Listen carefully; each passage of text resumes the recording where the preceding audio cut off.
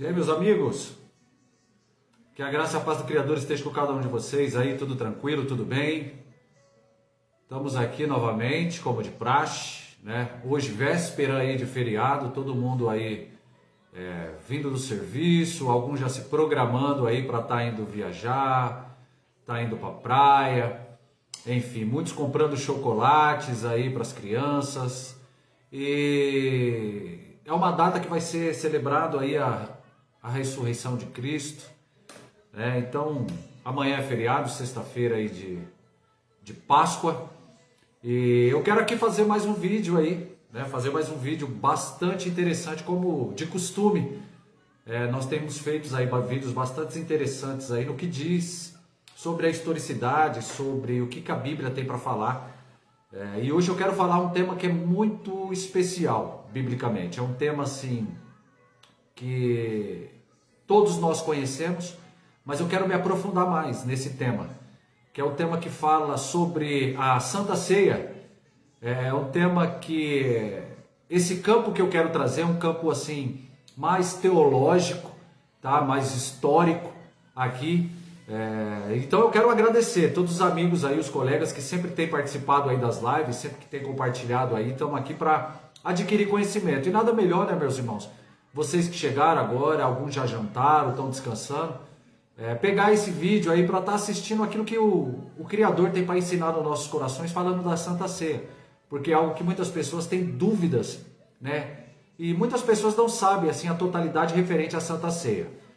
Então eu quero compartilhar com vocês aqui algo que está aqui, que eu preparei com o maior carinho para a gente estar aqui, né, falando aqui nessa noite. Então, primeiramente, eu agradeço a oportunidade que Deus tem me dado, esse privilégio de poder estar sendo um instrumento nas mãos deles para falar em nossos corações aquilo que nós precisamos aprender da Bíblia. Que muitas das vezes a gente, conforme a correria, a gente acaba não indo na igreja, acaba nos atrapalhando em algum momento, mas hoje temos a tecnologia que você pode estar aí sentado, deitado, você liga, você já está aí conectado nas redes sociais aí, beleza? Então é isso aí, pessoal. Vamos falar um pouquinho aí sobre a Santa Ceia. Vou tentar ser bem rápido aqui, mas confesso que tem muita coisa interessante para a gente falar. E amanhã é feriado mesmo, né? Dá para você permanecer aí comigo aí. Então eu quero falar no livro de 1 Coríntios, mais específico no capítulo 11. Queria que você pegasse as escrituras sagradas aí, não deixa ela criando poeira aí não, pega ela, né? Ou anota no papel e depois você dá uma lida lá. Livro de 1 Coríntios, no capítulo 11, mais específico do verso 23 até o verso 34. Beleza, gente? Vocês veem que... Vou até tomar uma água aqui antes, ó, a água tá até combinando com a camiseta, ó. A água não, a garrafa. Então vamos falar aí do livro de 1 Coríntios, falando sobre a Santa Ceia, beleza? Hoje vocês vão aprender aqui algo muito bom falando da Santa Ceia. Quero te agradecer todo mundo aí, pessoal. Fica comigo até o final aí. Fica comigo até o final e leva o Evangelho do Reino à frente, beleza? Então vamos lá. Vamos, 1 Coríntios capítulo 11, a partir do 23. Ele diz assim, até o 34. Vamos lá.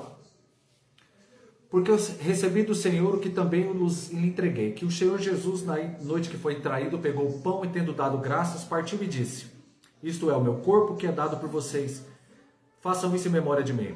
Do mesmo modo, depois da ceia, pegou também o cálice, dizendo, esse cálice é a nova aliança do meu sangue, façam isso todas as vezes que o beberem em memória de mim. Porque todas as vezes que comerem esse pão e beberem do cálice, vocês anunciam a morte do Senhor até que ele venha.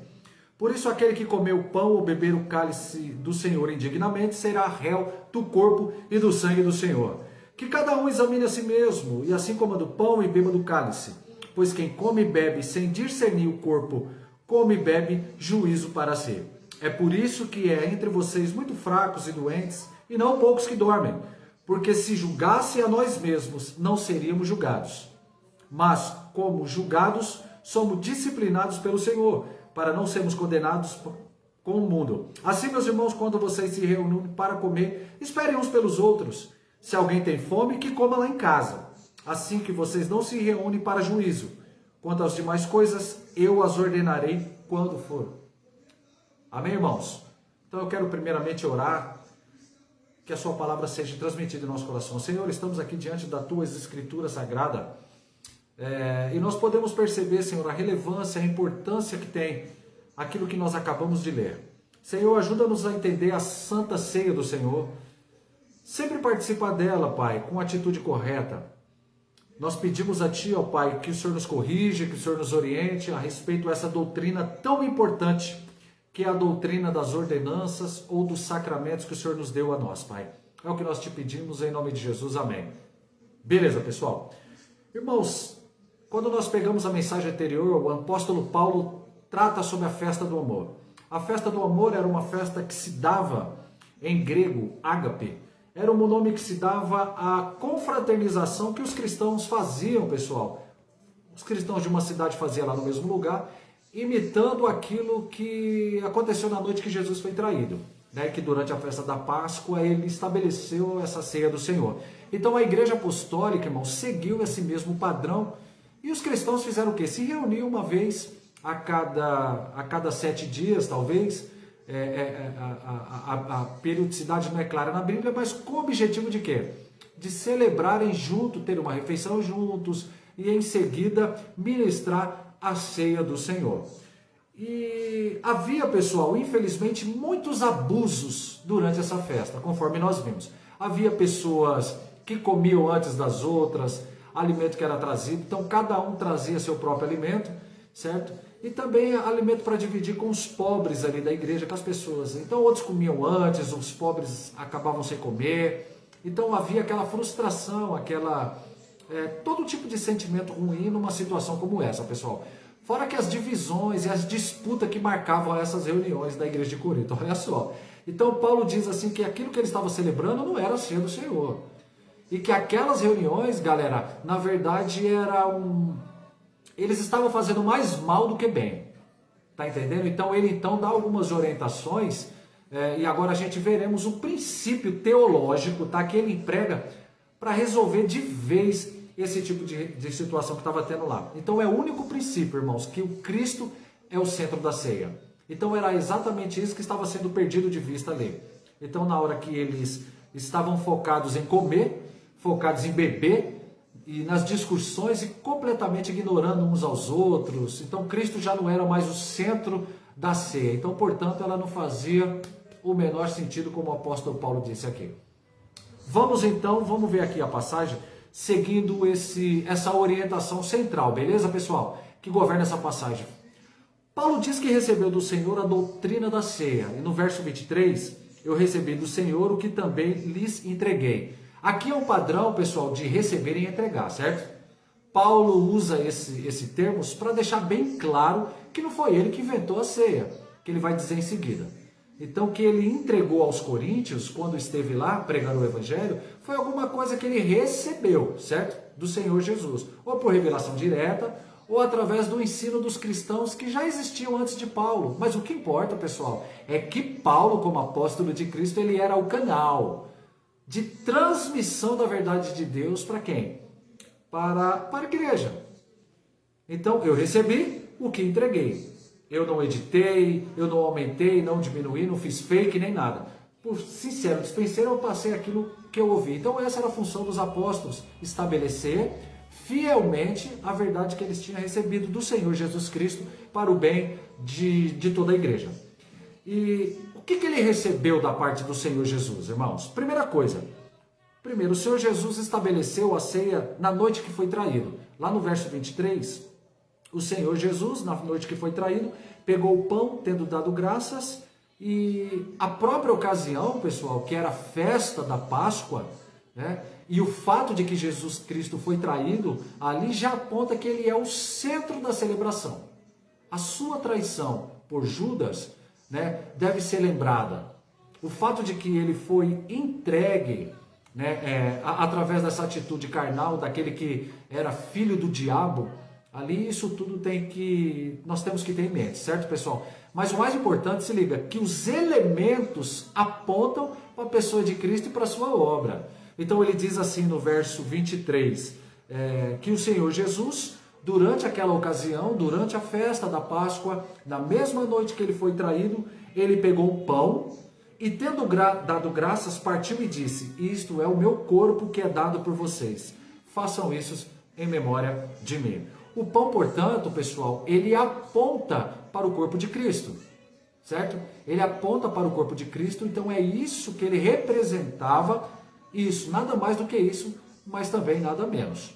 Então, quando Cristo, pessoal, diz isto é o meu corpo, essa expressão causou grande polêmica lá na igreja lá de Corinto. A interpretação dela, na verdade, causou muito polêmica lá na igreja, especialmente depois da Reforma Protestante. Então, os reformadores, eles estavam de acordo com muitas coisas, ou com quase todas elas, né? Mas na questão da ceia é que houve a primeira grande discussão e a primeira grande divisão em torno da interpretação dessa expressão de Cristo aqui, que Paulo fielmente está transmitindo, né?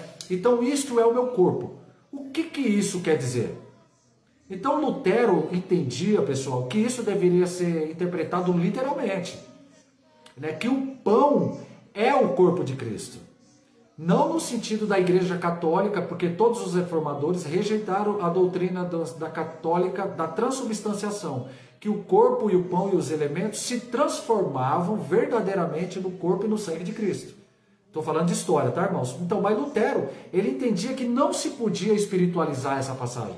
Então, isto é o meu corpo. Não dá para tomar isso no sentido espiritual, porque vai perder a força. Então, Lutero queria alguma coisa que não fosse essa doutrina da Igreja Católica, mas também que não fosse muita espiritualização. Então, ele, né, chegou à doutrina que nós chamamos de consubstanciação, que Cristo estava fisicamente presente nos elementos, mas não a ponto de que os elementos se transformavam, como uma doutrina católica, no pão e no sangue de Cristo, literalmente. Então, já Zwinglio, pessoal, que é da época lá de Lutero, e teve discussões ali com Lutero a respeito disso daí, Zwinglio entendia o contrário, que isso aqui tem que ser interpretado figuradamente. Isto é o meu corpo. Isso era uma figura, não pode ser literal. Então, que, portanto, no Cristo não está presente em nenhum sentido ali na ceia. Nós fazemos em memória. É uma celebração, pessoal, que para se lembrar deles, o Igor estava falando, não há uma presença real, literal, carnal de Cristo. Mas quem matou essa charada lá foi João Calvino, né? A segunda geração de reformadores. Calvino não foi contemporâneo de Lutero. Muita gente pensa que eles viveram na mesma época. Calvino nunca encontrou com Lutero. Ele é da segunda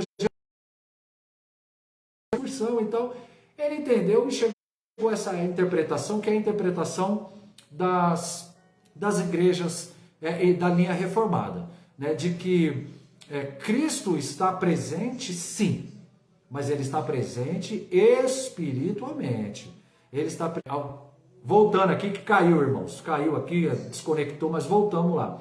Então, para Zwinglio, para João Calvino, Cristo não estava presente literalmente em carne, mas estava literalmente sendo uma memória, uma simbologia daquilo que representava ali, entenderam? Então, em que o pão e o cálice são o corpo e o sangue de Cristo.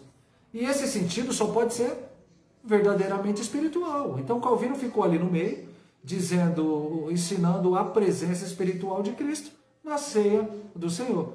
Tá entendendo, pessoal? Então, essas foram as principais interpretações do período da Reforma com respeito a essa declaração do Senhor Jesus. Isto é o meu corpo que é dado por vocês. Corpo que é dado por vocês. O meu corpo que é entregue como sacrifício ou como oferta a Deus no lugar de vocês. Vocês que deveriam morrer naquela cruz. Vocês que deveriam ser sacrificados, porque vocês aqui são os pecadores. Mas Cristo nos substitui e ele morre na cruz ao nosso lugar. E é isso daí que o pão está sendo representado. Beleza, pessoal? Ele diz no final do verso 24, façam isso em memória de mim. E com isso Cristo, pessoal, Cristo institui essa celebração como perpétua na igreja. Então nós devemos celebrar a ceia em memória de Cristo, para a gente nos lembrar constantemente daquilo que ele fez na cruz. Então a gente pode perguntar, mas qual a necessidade disso? Se nós temos a palavra, a pregação, que Deus conhece a nossa fraqueza, gente. Ele sabe que nós somos muito visuais, é ou não é? que a ajuda visual nos ajuda a memorizar as coisas, em primeiro lugar, e a perceber as coisas. Então, por isso que ele colocou na igreja duas instituições, duas ordenanças, dois sacramentos, que são uma espécie de ajuda visual para a nossa fé. Então, a primeira é essa, sabe?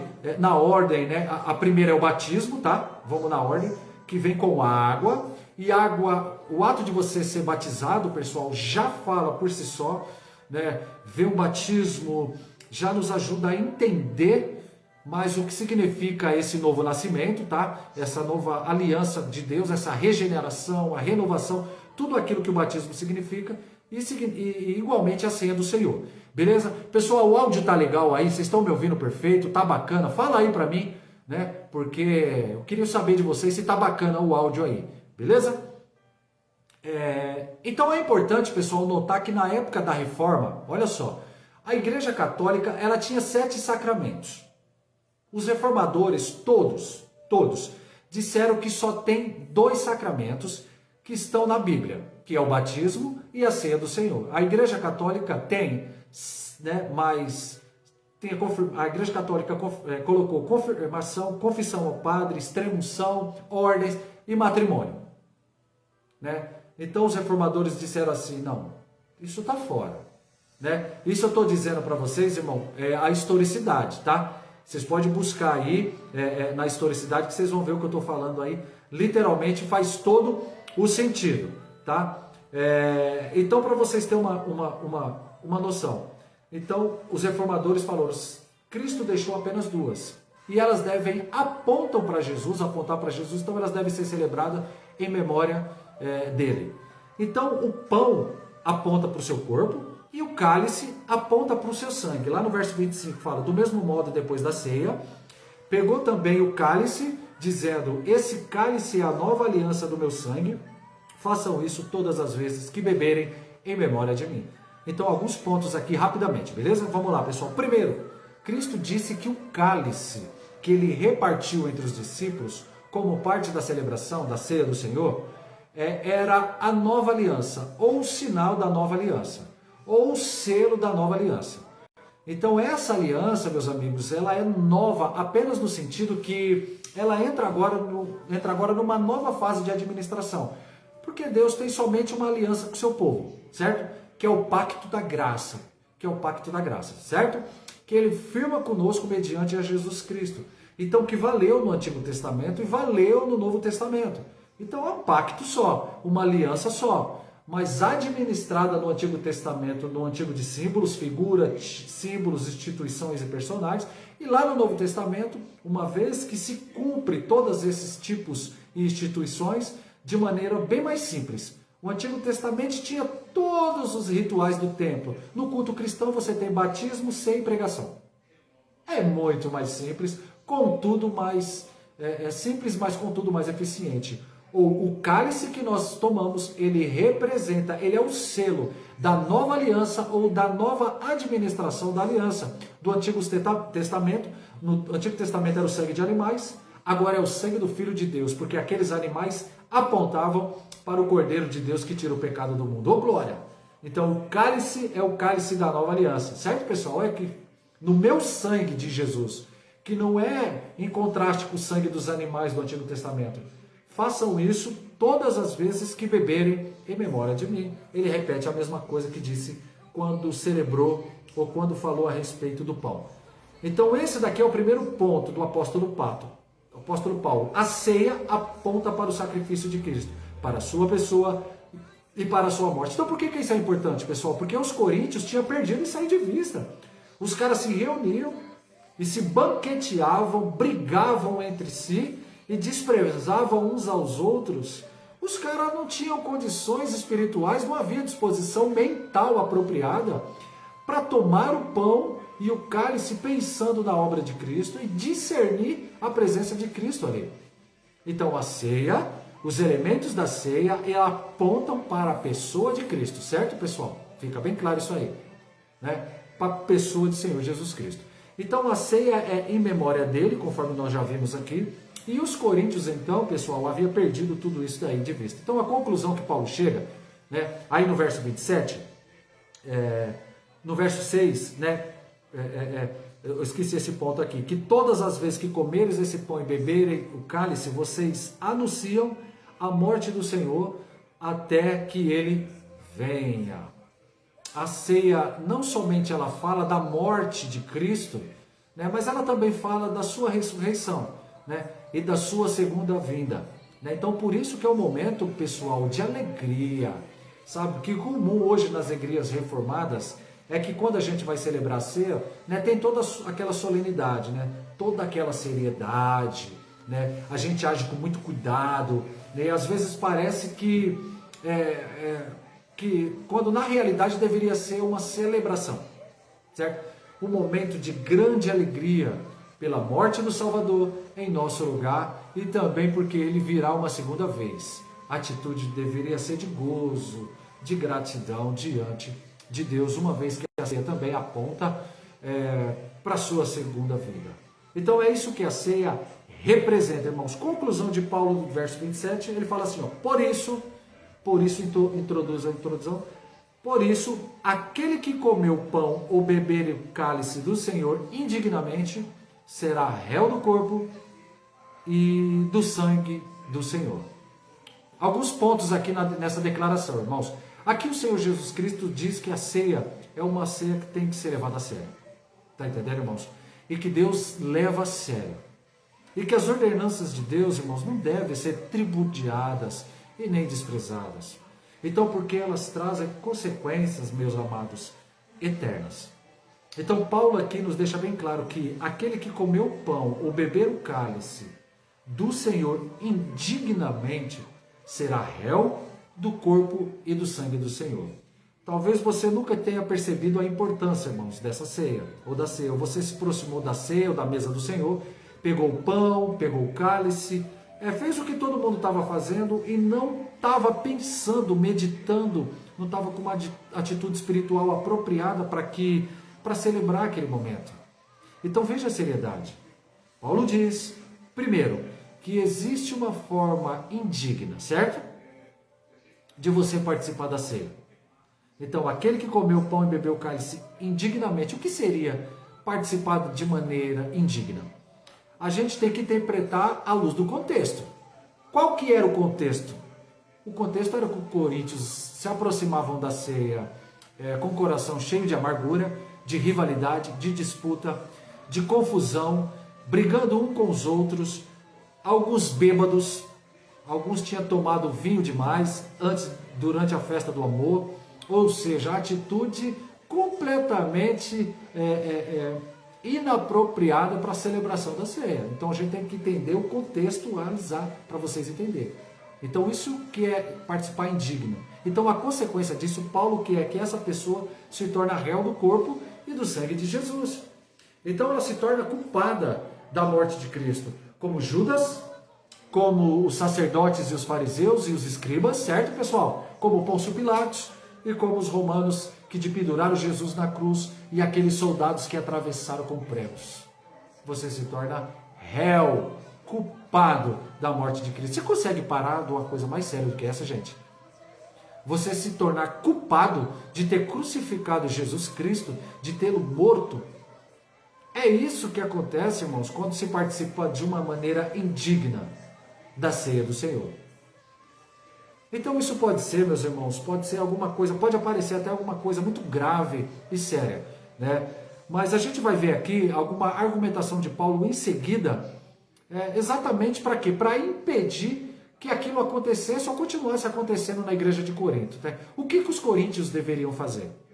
3 atitudes que Paulo recomenda, né? Que ele determina a partir do verso 28. Primeiro, que cada um deveria se examinar antes de participar da ceia. Dada a sua seriedade, irmãos. Olha só para vocês verem. Deixa eu tomar uma água aqui. Era algo muito sério. Eu agradeço a todos vocês que estão aí na live, tá bom? Deus abençoe. Vocês estão aprendendo, hein? Louvado seja Deus. Então, irmãos, a gravidade do pecado era muito grande, que os corintianos estavam pecando contra a pessoa de Cristo por tomar a maneira indigna a ceia do Senhor. Então é necessário, portanto, da gente se aproximar da mesa do Senhor com todo cuidado, examinar o homem a si mesmo. Ele diz aí no verso 28, que cada um examine a si mesmo, e assim coma do pão e beba do cálice. Examine a você mesmo quanto ao seu entendimento. Você entende o que é ceia do Senhor? Você entende que ali Cristo está presente espiritualmente? Nos dois elementos? Você entende que isso é em memória dele? Você entende que aponta para a sua segunda vinda? Então você entende que aquele cálice é da nova aliança, que o sangue foi derramado pelos pecados? O sangue da nova aliança? Se examine quanto ao seu estado espiritual. Você está amargurado? Você está ressentido, frustrado, irado? Porque essas emoções, galera, essas atitudes, elas não condizem com aquele momento. Momento que nós vamos se aproximar do eterno e participar dessa ordenança que aponta para a morte do seu filho, exatamente por conta desses pecados que os caras estavam acontecendo lá. Então você se aproxima com esses pecados impenitentes, sem arrependimento, sem uma atitude de aquebrantamento, de pedido de perdão. Eu entendo, embora o apóstolo Paulo não fale aqui para nós, que se ao examinasse o membro da igreja de Corinto, percebesse que ele estava realmente numa atitude ou com uma disposição imprópria, ele poderia, arrependido, pedir perdão, certo? E participar. Porque veja como Paulo fala aqui, que cada um examine a si mesmo, e assim coma do pão e beba do cálice. Ele não está proibindo que participe, mas pressupõe, né, meus amigos, que durante o exame você percebe seu estado, né, que você confessou o seu pecado e pediu que o Pai lhe perdoasse. Então, participou corretamente. Então, essa é a razão porque nas igrejas históricas, irmãos, se dá um período para que os que vão participar da ceia do Senhor façam confissão dos seus pecados, que as pessoas se examinem. Algumas igrejas, irmãos, reformadas, são muito estritas a relação a isso daí, certo? Então, vocês podem entender, olha só para você ter uma noção, de tudo isso, que essa simbologia que Cristo nos deixou aqui para nós é algo muito importante, irmão, porque nós falamos da cruz de Cristo. Amanhã vai ter a Páscoa do Senhor. Muitas pessoas, infelizmente, vão estar mais voltadas aos chocolates, mas enfim, mas as igrejas reformadas faz a ceia 4 vezes por ano, algumas igrejas reformadas, né? Então, algumas, quando vai celebrar a Páscoa, né? Deixa eu explicar aqui para vocês. Amanhã é a Páscoa, sexta-feira da Páscoa. Então, o que acontece? A ceia é de muita importância, irmãos.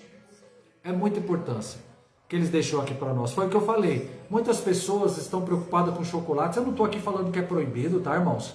Você comprar um chocolate, você presentear um filho, presentear ali seu vizinho. Não estou falando sobre isso. Mas o chocolate, Cristo vai além do chocolate. Nós temos que a cada dia lembrar da cruz de Cristo, da sua ressurreição, de tudo aquilo que ele sofreu. E não foi pouca coisa. E não foi pouca coisa. Cristo sofreu de uma maneira sobrenatural, irmão, para que esse memorial viesse a ser lembrado para nós. Essa preparação dessa ceia do Senhor. Então Paulo, literalmente, irmão, a ida dele lá em Coríntios, justamente foi para mostrar a necessidade que eles precisavam literalmente parar com essas brigas, essas discussões, e Paulo estava dizendo que um exame inicial tinha que ser feito pela pessoa. Pela pessoa. Então é você que tem que se examinar inicialmente. Então aí você participa da ceia do Senhor. Se você participa, mesmo que a sua consciência mostrou que você está em pecado, que você não se arrependeu, que você não quer se consertar, então vai acontecer o que vai com você, o que Paulo vai dizer aqui em seguida. Tá entendendo? Porque é a Bíblia que falou. Mas a primeira coisa, irmãos, é essa. O exame é feito pela própria pessoa. Caso Caso de pessoas que estão, obviamente, em pecado, irmãos, e que elas continuam participando da ceia do Senhor e não estão nem ligando para ir, aí é que a igreja deve ir até esse irmão e conversar com eles para tentar mostrar para ele que eles estão indignamente. Lá no livro de 1 Coríntios, capítulo 5, olha o que fala lá, presta atenção no que fala. Onde Paulo ele trata do problema de um membro da igreja que estava vivendo com a sua madrasta. Era um caso de moralidade pública. Olha só, lá no livro de 1 Coríntios capítulo 5. Então Paulo manda que aquele membro da igreja seja disciplinado, e no final do capítulo 5 o apóstolo Paulo diz assim, olha só, a partir do verso 9, na outra carta escrevi a vocês que não se associasses com os impuros. Me refiro com isso não propriamente com o impuro desse mundo, mas com o idólatras, né? Senão vocês tinham que sair do mundo. Mas agora escrevo a vocês que não se associem. O que quer dizer não se associar? A coisa que vem à mente é exatamente aquelas festas em que todos os membros da igreja participavam juntos, estavam juntos e comiam juntos. Fazendo uma refeição com alguém lá no Antigo Oriente equivalia, pessoal, à entrada numa sociedade. Demonstrava intimidade, demonstrava algum tipo de ligação, igual você vai chamar alguém para jantar ou almoçar na sua casa. Tá entendendo? Paulo fala assim, vocês não se associem com gente que se diz crente, mas que é avarento, ladrão, idólatra e etc. É Paulo que está falando, tá, irmãos? Então, com esses, no final do verso 12, nem mesmo comam com alguém assim. Ele não está falando assim do tipo, não abra sua casa para essa pessoa almoçar com você. Não, o comer aqui é o comer a ceia, é participar daquela festa comunal com os irmãos. Tá entendendo, meus queridos? Porque se eles participassem, estaria com isso dizendo que está tudo bem. Ele está aceito na comunidade mesmo vivendo com a vida terrível.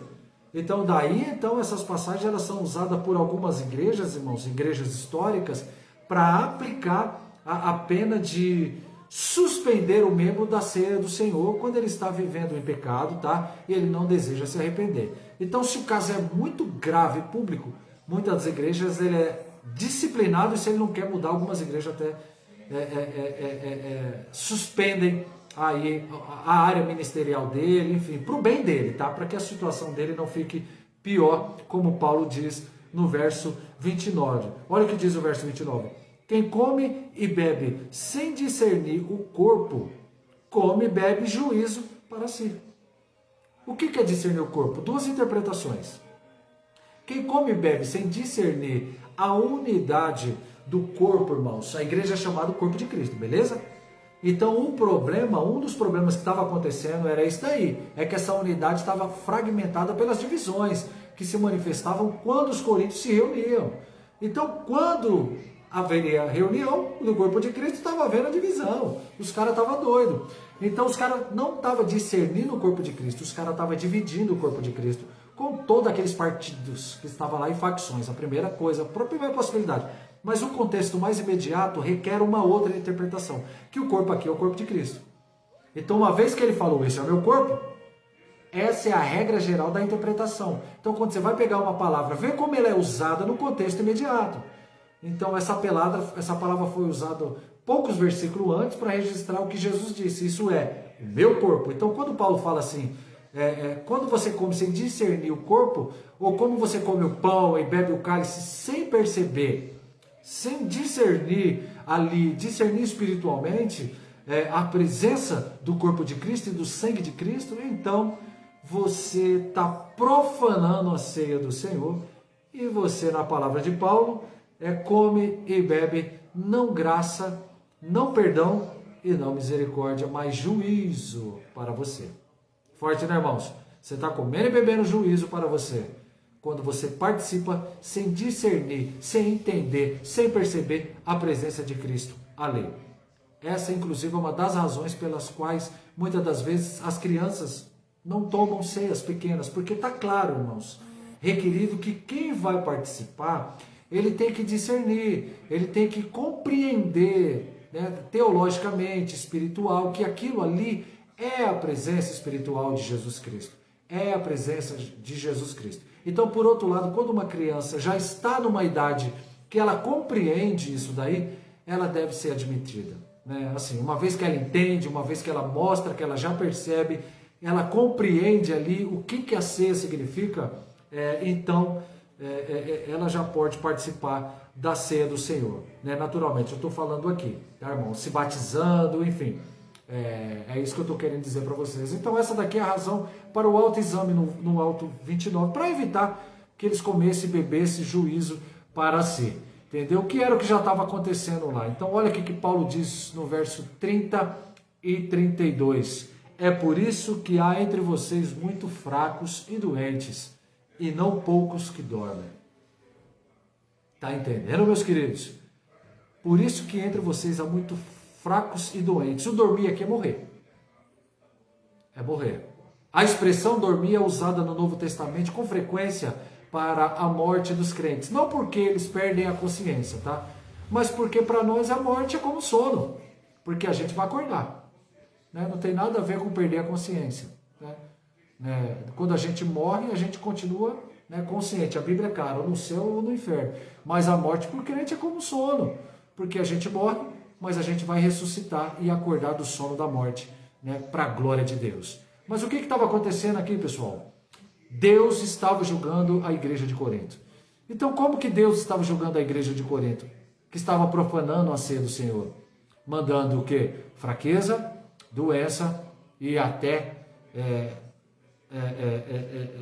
a palavra matando, mas muitos ali já estavam doentes e fracos e tinham morrido como resultado do juízo de Deus sobre eles. Está entendendo, meus queridos? Então tem gente que acha ainda que o Deus do Novo Testamento é diferente do Deus do Antigo Testamento.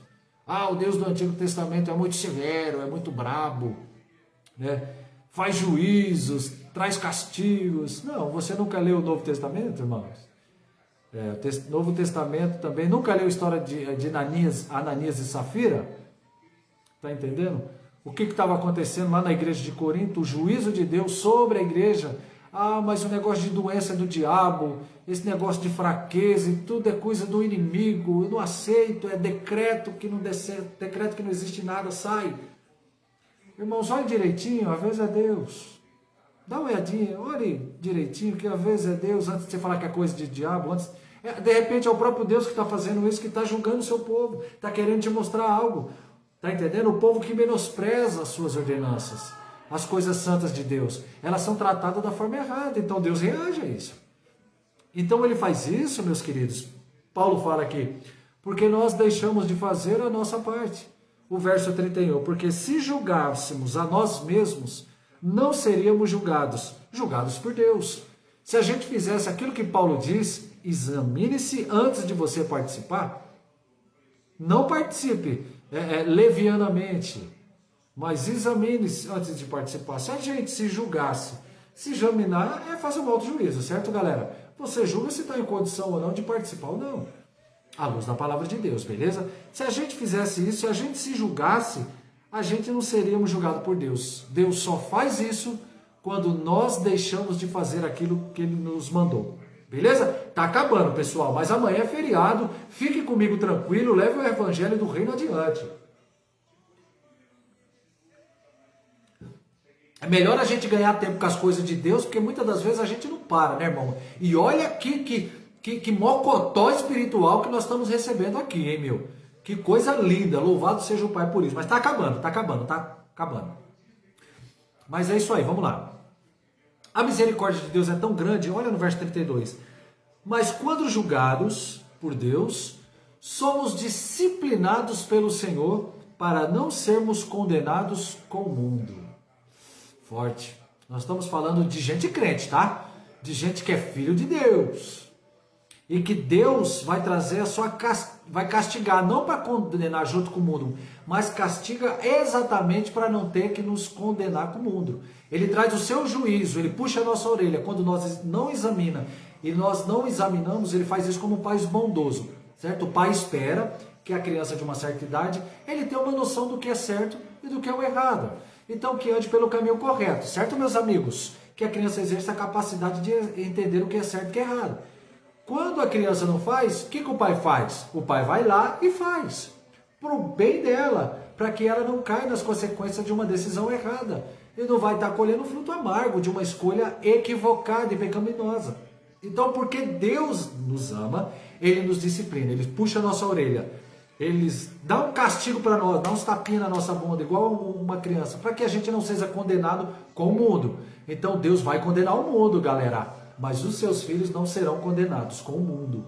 E para que isso não aconteça, Deus então nos julga agora, para que Ele não nos julgue no dia do juízo. Então, você está sendo julgado agora. Então, quando eu falo juízo, é condenar a gente no dia do juízo. Então ele faz isso agora, para que nós não caiamos naquela condenação que virá sobre a humanidade, lá na vinda de Cristo, do Senhor Jesus, que é celebrada na ceia. A ceia aponta para a vinda de quem? De Cristo. Então, quando ele vier, ele vai vir não só para buscar o seu povo, mas para julgar o mundo. Meu Deus! Então, Paulo termina aqui com uma segunda orientação. Então, essa foi a primeira orientação. Examine-se a si mesmo. Agora, por todos esses motivos, agora a segunda, e rápida, está no verso 33. Esperem uns pelos outros. Assim, meus irmãos, quando vocês se reúnem para comer, esperem uns pelos outros. Aqui só um detalhe, irmãos. Muitas igrejas têm a prática de... a Bíblia não diz como a gente faz isso, então ali a igreja é livre para fazer. Então, quando a gente distribui o pão, irmãos, vamos esperar uns pelos outros, vamos comer juntos, como a Bíblia diz, esperem uns pelos outros para a gente ceiar. Aqui não está falando do pão e do cálice, tá? Está falando da refeição. A Bíblia está falando da refeição, tá? Que era o problema da igreja de Corinto, que quando os caras se juntavam, era terrível, era briga, era discussão, tinha gente comendo na frente do outro. Eu creio que saía até no tapa lá. Então criava aquele clima que impossibilitava a celebração. Então quando diz aqui, quando vocês se reúnem para comer, esperem uns pelos outros, não está falando da celebração da ceia, mas do ágape, da festa do amor. Então, se alguma igreja tem o costume, meu irmão, de distribuir e falar, esperem uns pelos outros, não é problema. Só não diga o que é que a Bíblia diz. Que a Bíblia, isso não está se referindo à ceia, mas o momento da celebração. Beleza, irmãos? Paulo diz, esperem uns pelos outros quando vocês se reúnem naquele banquete. E a terceira orientação, que vergonha, o verso 34, se alguém tem fome, come em casa. Que vergonha. Se você está muito faminto, come em casa. Isso mostra que a ceia não é celebrada nas casas dos cristãos. Entendeu, irmãos? A ceia não era celebrada lá nas casas. A ceia era celebrada, né? Uma demonstração que nem sempre a igreja se reunia em outro lugar que não era a casa dos crentes. Então eles estavam juntos para expressar a união. Eles partiam pão, bebiam o cálice no meio da celebração. Então Paulo fala, se alguém que tem fome, come em casa, a fim que vocês não se reúnem para juízo. Então essa é a orientação, irmão, que os caras deviam comer em casa, né? Ir para a festa, celebrar o amor, o ágape e o amor entre os irmãos e a ceia do Senhor com atitude totalmente correta. Beleza, meus irmãos? Então, eu quero, agradecer a todos vocês que estão aí. Quando nós vimos a ceia do Senhor, literalmente, só para título de exemplo aqui para vocês, algumas pessoas levavam o mantimento para lá, outras pessoas não tinham dinheiro para participar da ceia. E aí quando começava a ceia lá, aquele que não trouxe nada, aquele humilde que chegou lá, olhava a ceia, olhava para a mesa, já tinha acabado tudo. As coisas gostosas, as picanhas, enfim, estou dando um simbolismo aqui. O pernil, o chester, tudo aquele chocolate, bolo, tinha acabado tudo, só olhava na mesa, só tinha sobrado as migalhas. E por isso que essa é a importância tão grande da ceia, né, meus irmãos? Essa é a importância tão grande. Então o que essa passagem nos ensina? Para ensinar, para me terminar. Primeiro, irmãos, a seriedade com que a gente deve abordar a ceia do Senhor. A seriedade. Como crentes, como individualmente, nós participar, eu não sei qual igreja você congrega, se é católicos, batista, presbiteriano, luteranos, enfim, todas as igrejas celebram a ceia do Senhor. Então, é algo muito sério, irmãos. É algo muito sério. Beleza? Amanhã é sexta-feira de Páscoa. onde nós vamos celebrar a ressurreição de Cristo, vamos lembrar da sua cruz, de toda a sua dor. Né? Que você possa ter amanhã um feriado abençoado, que hoje você possa já ter o descanso do Espírito Santo e que você possa refletir e que você possa fazer uma autoanálise, né, de como que está a sua vida espiritualmente. Será que você tem olhado para a cruz de Cristo? Será que Cristo tem sido o centro da sua vida? Será que você tem se dedicado e agradecido pelo alimento, pela vida dos seus filhos, pela saúde, pela tua casa, pelo pão de cada dia que Deus tem colocado na tua mesa, pelo emprego? Irmãos, a ceia do Senhor foi algo muito fantástico. E eu fico imaginando, antes de Jesus ser traído, ele se reuniu numa ceia, e ali ele partiu o pão e entregou para os seus discípulos, para que eles fizessem em memória dele. Eu fico imaginando aqui, irmãos, para encerrar, naquele momento que estavam os discípulos, todo mundo ali reunidos,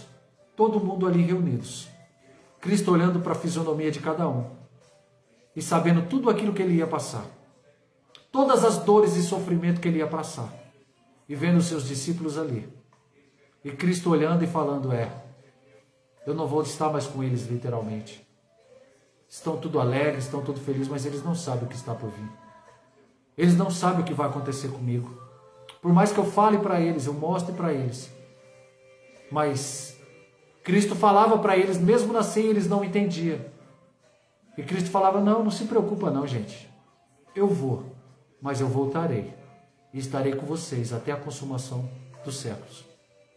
Então, irmãos, que o Espírito Santo possa tocar no seu coração, e que você possa refletir, veja como que está a sua vida, busque mais a Cristo, entregue mais sua vida ao Senhor, confia nele, se renda aos pés do Senhor, porque só Cristo pode mudar a sua história, só Cristo pode mudar a sua casa, só Cristo pode mudar a vida dos seus filhos, dos seus irmãos, dos seus parentes. Então eu quero encerrar aqui e quero te agradecer, meus irmãos. Todos vocês que têm participado dessa live, vocês que têm compartilhado essa live, continue a fazer isso, porque você não está fazendo para mim, você está fazendo para Cristo. Você está levando o Evangelho do Reino adiante. Então reflita, irmãos, reflita. Cristo, Ele tem um chamado na sua vida, Ele está te chamando para você participar dessa ceia dele, para você ceiar com Ele nesta noite. E ceiar com Ele é deixar Ele entrar no seu coração, é deixar Ele cuidar da sua vida. Chega de sofrimento, chega de tristeza, chega de sofrimento, irmãos. Que a graça e a paz do Criador esteja no coração de cada um de vocês. Que o Santo e Doce Espírito possa reluzir na sua vida, que você possa ser um instrumento usado nas mãos deles. Obrigado, meus irmãos, por estar comigo aqui nessa live. Eu não vou falar o nome de todos porque são bastante pessoas que estão aí. Beleza? Que o Pai te abençoe. Deus te abençoe. Até a próxima.